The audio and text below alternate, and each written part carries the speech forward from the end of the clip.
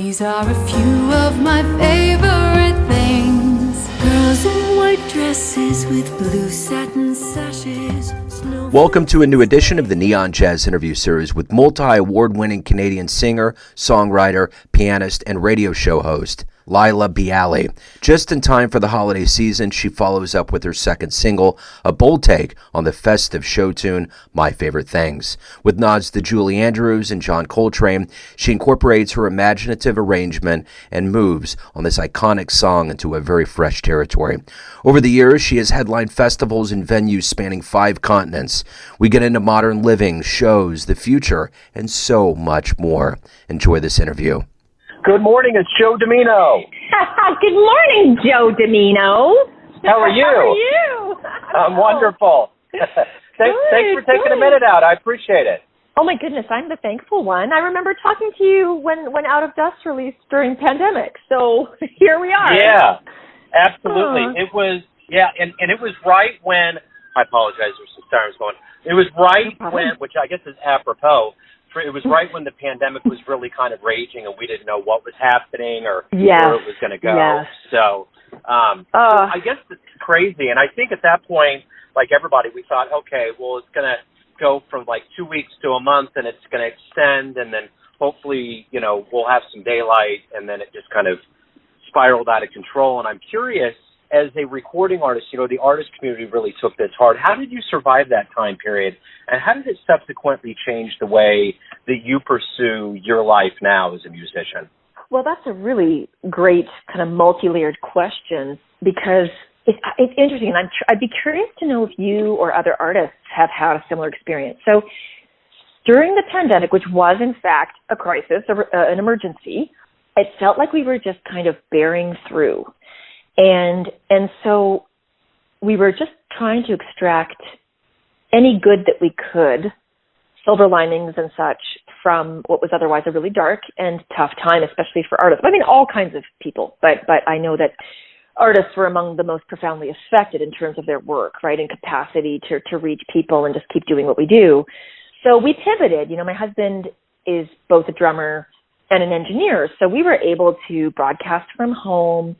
But it just never, while it was a great sort of stopgap, it was never, could never be compared to live performances, in my opinion, right? It was never the same experience. And so we did that, and then the world would open up in different pockets here and there. Like the west coast of Canada would have less tough restrictions, and so we would go there to perform and tour a little bit, and we were sort of always chasing wherever things were opening up a little bit. But where it really affected us, where we really noticed the most profound effect, Joe, was actually on the backside, as we were beginning to come out of what we thought was the worst of things.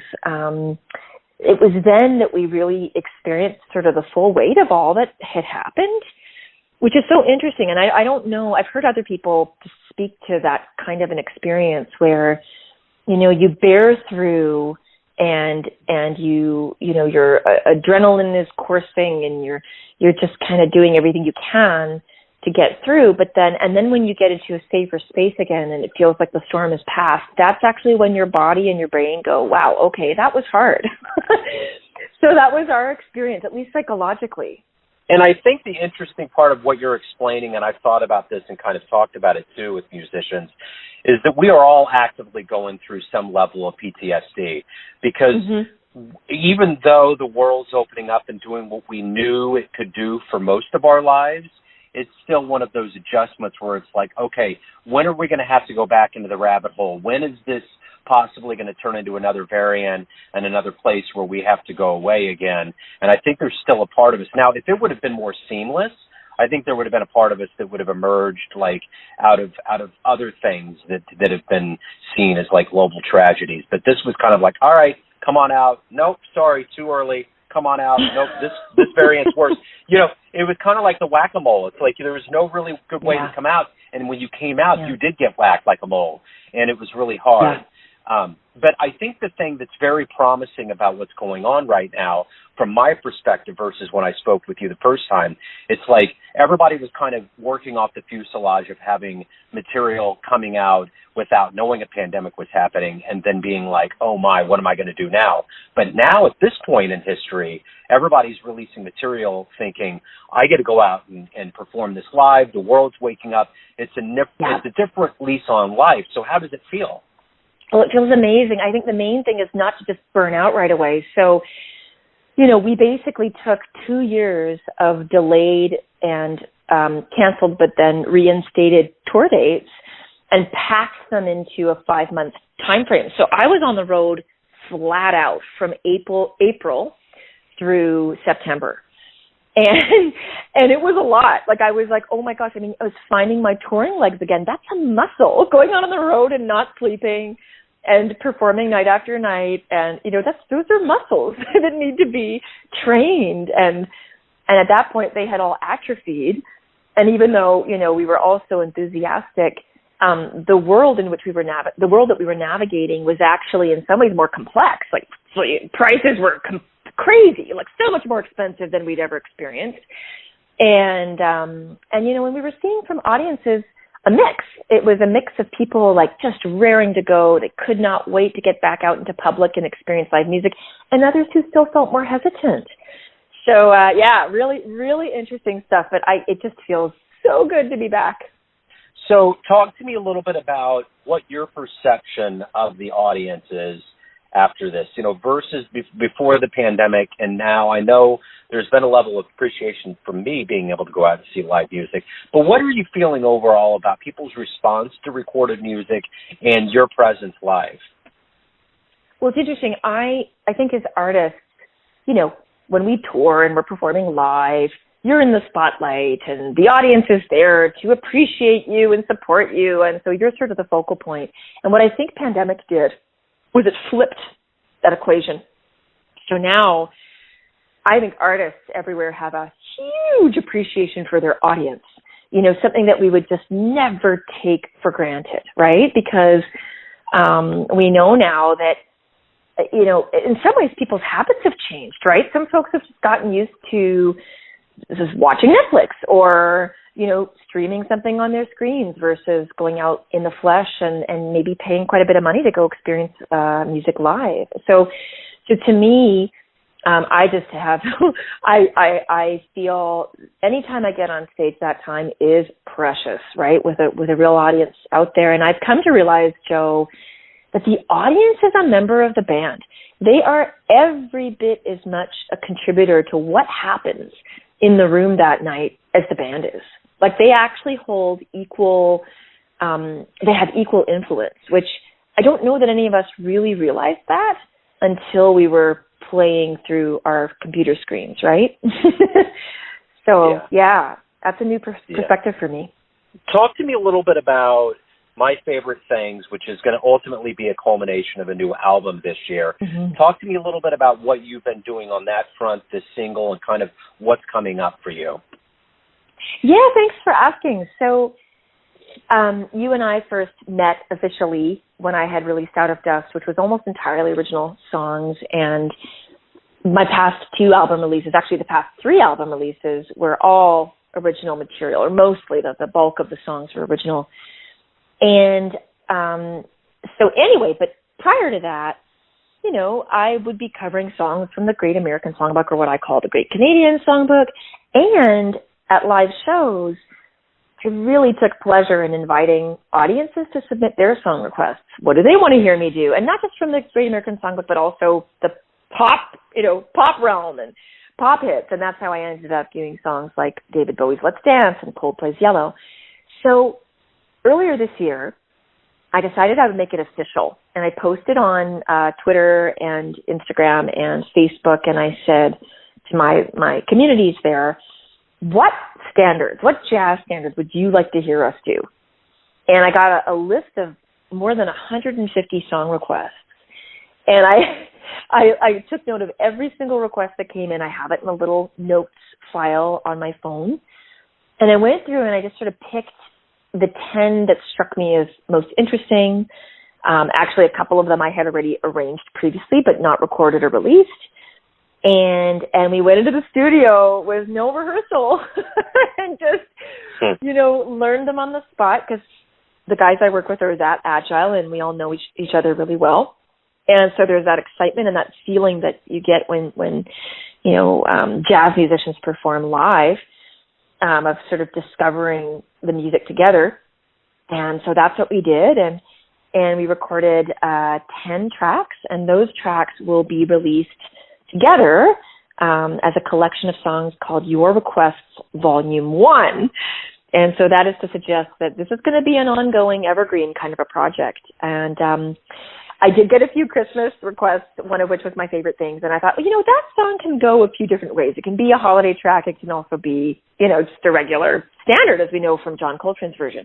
So I figured that could have a place both within this season and also, just on the full album without being a stranger. So yeah, we released Autumn Leaves and now My Favorite Things. And next up will be My Funny Valentine with Kurt Elling. So that's super exciting. So the one thing that I've noticed about this time period of everybody coming out is that I'm curious from your perspective, your kind of methodology of what you're going to do from it. I mean, you're very busy. You're in the studio. You're on the stage. You're on the radio. Have you felt as though you're accelerating what you used to do before, or are you at the same pace? What's kind of your philosophy now that life is coming back into being? What are you doing differently now than you did before? I mean, it's interesting. I would say that it's harder now in some ways to do the work, because I do think that we were all kind of knocked down by the experience of pandemic. We call it the Great Pause. And so you have to kind of work harder to muster that energy, at least I do, but the passion is stronger. I mean, in a way, it was almost like a vows renewal, because so many people, like a lot of my friends and peers quit. They just said, I can't do this anymore. And they left a profession they had been invested in for decades. And that kind of broke my heart. But on the other hand, I was like, you know what? I get it. They've got to do what they've got to do. But for me, it was a renewing of the vow to really stay committed to music in this path. And so I'm like doggedly determined, but also like a child, really so thrilled and grateful that we get to do this. In terms of my process, we actually were in the midst of a really hard home renovation in the middle of pandemic, if you can believe it. So that was every bit as just disruptive, if not more so. And so now that that's a little bit more settled, my husband and I, who do a lot of creative work together, we've been quite prolific. So I'll have 2 new albums coming out next year. So the Your Requests Volume 1, and then also a Winter Songs album, which is entirely original songs, with the exception of one, Huron Carol, which is a beautiful Indigenous carol. And that'll come out next, probably early winter. And then we already have enough holiday arrangements to maybe fill a Your Requests Volume 2, the holiday edition. So it's great, Joe. We've been really active, and I think we just have to be careful not to go too crazy with repertoire and to pace ourselves a little bit. For someone that enjoys the stage as much as you, I'm curious, going back in your life, what was the first live show you ever saw that made you think you wanted to do that with your life? Ooh. Well, I mean, there are a few that stand out. So when I was a kid, I was a classically trained piano player, and I wanted to be a concert pianist. So my heroes were, Evgeny Kissin and Janina Fialkowska and Artur Rubinstein. And my parents took me to the Grand Theater in downtown Vancouver called the Orpheum. And I remember seeing, Evgeny Kissin there live. And it was just such a thrill. And it was then, that I remember thinking to myself, gosh, I'd love to give people the same feeling that I'm getting from this experience. So not just about the spotlight and kind of getting people's adoration, but more so what could I give to them as an artist? Because it was such an incredible feeling. It was like no other. And then, shortly thereafter, I saw Sarah McLachlan live. I was a teenager at that point. And then I saw Dave Matthews live when I was in college, and then U2, and I know these are all like pop bands. And of course, there have been many, many jazz shows that have profoundly impacted me. But in some ways, those large-scale concerts and experiences of being in a stadium, 25,000 people, but completely united in the love and celebration of music, it's just so profound, you know?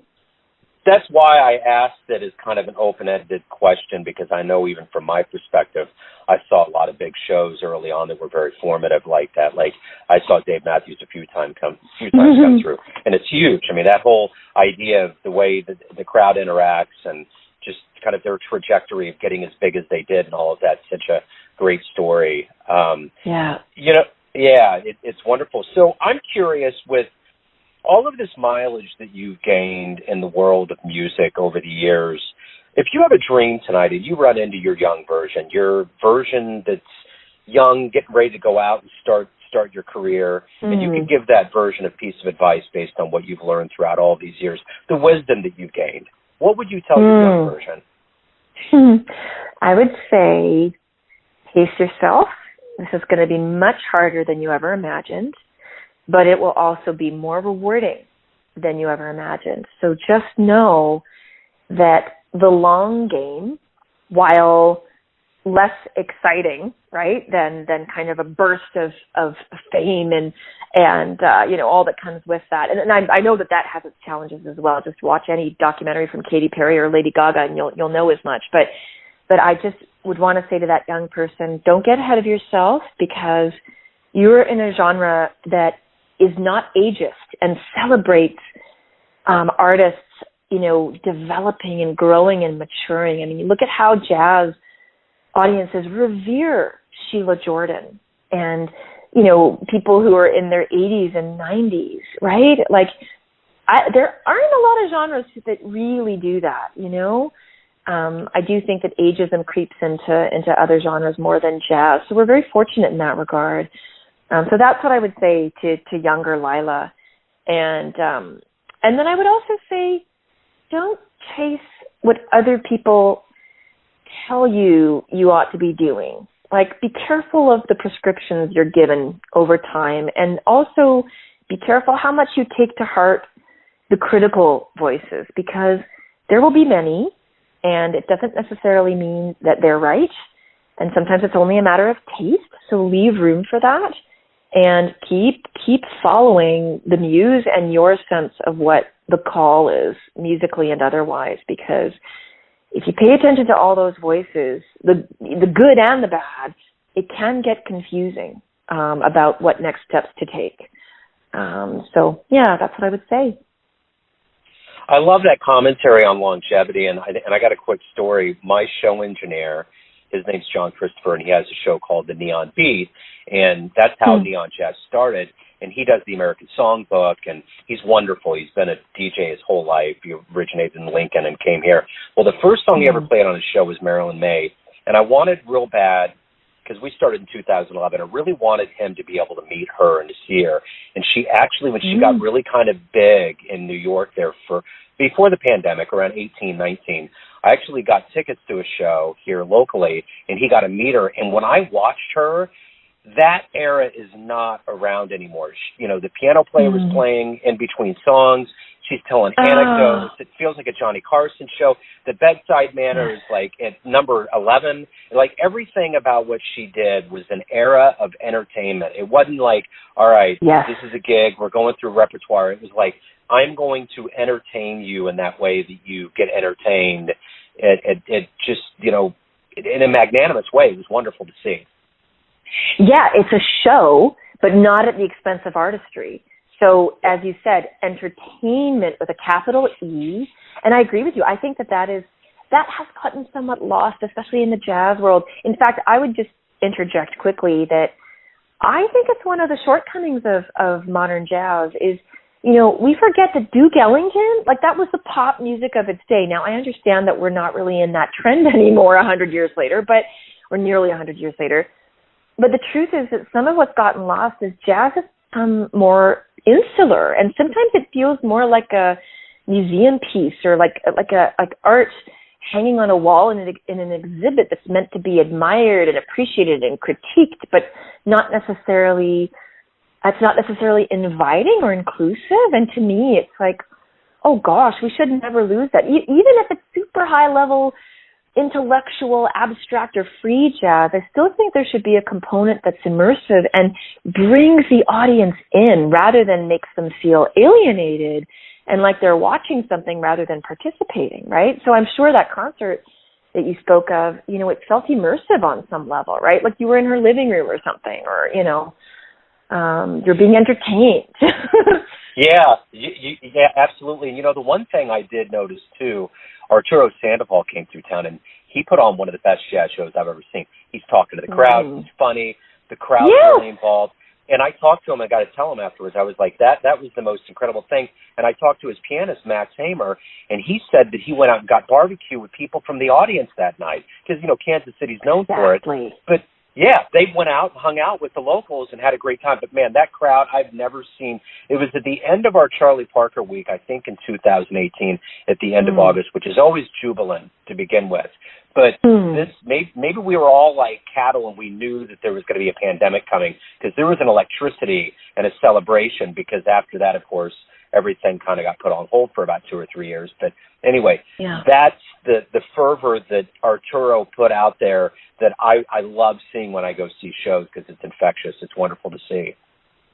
Oh, that's so great. Yeah, that's and I'm not saying that it can't still be profound when the artist is a little more insular. I remember seeing Brad Meldau, who I adore, solo piano. I don't think he turned to us once to address us. It was a little bit like a fishbowl. Like there he was at the piano, and yet the music was sublime. It was like the music spoke for itself. But if I had brought a friend in who didn't love jazz, I don't think they would have left converted. Whereas if they'd gone to that Arturo Sandoval concert, I bet they would have been like, oh, I love this. I need this in my life, Absolutely. So, yeah. Absolutely. So let me get kind of fantastical here and ask you if you could get a jazz DeLorean to pull up when we get off the phone. You climb in, okay? You punch in the digits. Where are you going? Who are you going to see? Ooh, oh, man. Oh, honestly, I never saw Oscar Peterson live. He's Canadian, and he's Canadian royalty, and so special, and he's been in my ears since I started playing jazz. So I had an interview with a musician, and her name's going to come to me. There's so many of these that happen. Sometimes I lose track. Yeah. And she was a neighbor of his and used to listen to him. She's a singer. It was such a wonderful interview. She is one of the most amazing people. I'm going to remember it, and I'm going to send it to you, but she was a neighbor of his, and he would play out his window, and he was painfully shy, but he would practice, and she listened and learned and loved it. But could you imagine Oscar Peterson being a young kid, getting his chops, and you get to, be there? I mean, it takes what you just said and adds, every possible Willy Wonka gold ticket to it. Oh man, no, that's unbelievable. That's incredible. And I know his daughter, Celine Peterson. She's a wonderful influencer, and she does an incredible job, which I think feels enormous to her, of preserving her dad's legacy and trying to honor his music and who he was and who he is now as a historical figure. And anyway, she's an extraordinary human being, as you would imagine. But yeah, no, to have that kind of an experience, that's remarkable. That's remarkable. Absolutely. So I'm going to remember the name and I'm going to get it to you. And I can't believe it's eluding me, but sometimes your Rolodex gets way too full. So what I'm going to ask you now is, everyone has a perception of who they think you are, your family, your friends, your fans, but ultimately you live your life. What's your perception of you? Who do you think you are? Oh my gosh. It's going to sound so cheesy. It's going to sound really cheesy. Do you want my Hallmark card answer? Absolutely. Well, I'm really, it sounds so airy-fairy, hippy-dippy, but I am such a believer in the power of love in this world, and I really believe that no matter what your field, whether you're a frontline worker or a teacher or a musician or, a maintenance engineer or whatever it may be, pumping gas, I really feel like we're all here to be agents of love in the world, and I fail often, but that's really what I feel wired to be at my best, and that's what I want to be, and that's what I hope the music ultimately does for people, is just makes them feel loved in some way. There's Wonderful. my Hallmark card answer. I love it. Merry Christmas, everybody. And you know why I really like that? I got to confess something. This summer, I got invited to a wedding in Pine, Colorado, and it was in the mountains. It's surreal, and I'm sitting there, and I'm like, I'm waiting to see a camera around me like I'm in a Hallmark movie. It was totally bizarre. Yeah. This is too good to be true, I know. It's wild. But at any rate, let's get to the good business here of where everybody can, in the proper place, because, Bandcamp kind of came under a microscope, thankfully, to really support the artist community. Tell me where the best place is for folks to get your singles, and when the new album's coming out, live shows, anything revolving around your world. You know what, Joe? I don't even know if I'm on Bandcamp, but you're right. That is the sort of one of the more artist-friendly platforms. However, I will say that I've now adopted all the streaming platforms, even though folks have mixed feelings about them. So I'm really delighted if people find me on Spotify or Apple Music or Amazon or Pandora, wherever you listen to and stream and download your music. Otherwise, folks like analog and they want hard copies, they can go to my website. I've got a little store there. I am now, I have to confess, letting a lot of my albums go out of print. So I still have some limited copies left of Out of Dust and my self-titled album. And now I have the hard decision to make of whether or not to press more. I mean, people are still buying them at shows, but I think it's a bit of a conundrum for musicians right now. I have thought a lot about vinyl, but I just haven't made the leap yet because it's such a gorgeous medium. But it's expensive and heavy and fragile. So I'll get there eventually, I think. But yeah, my website or all the streaming platforms. This has been wonderful. It's so great to catch up with you in better times. I love your energy and what you do. Thank you for opening up. I really appreciate it. Oh, you're so sweet. Thank you for the support. You're a wonderful, interviewer, and you're more than that. You connect and share and all that. I hope we get to meet face to face before long. Oh, yeah, that'd be wonderful. Yeah, and in the spirit of Arturo and his band, you should come in for some barbecue. You'll never forget it. I know I won't. I want to do that, and I won't forget it. I know it because I love barbecue. I love it. Thanks for listening and tuning in to another Neon Jazz interview, where we give you a bit of insight into the finest players in New York, Canada, Kansas City, and spots all over the world, giving fans all that jazz. Thanks to Laila for all of her energy and her cool and story. If you want to hear more interviews, go to Famous Interviews with Joe Domino in the iTunes Store. Visit neonjazz at youtube.com, and for everything Neon Jazz all the time, go to the neonjazz.blogspot.com. Until next time, enjoy the jazz, my friends.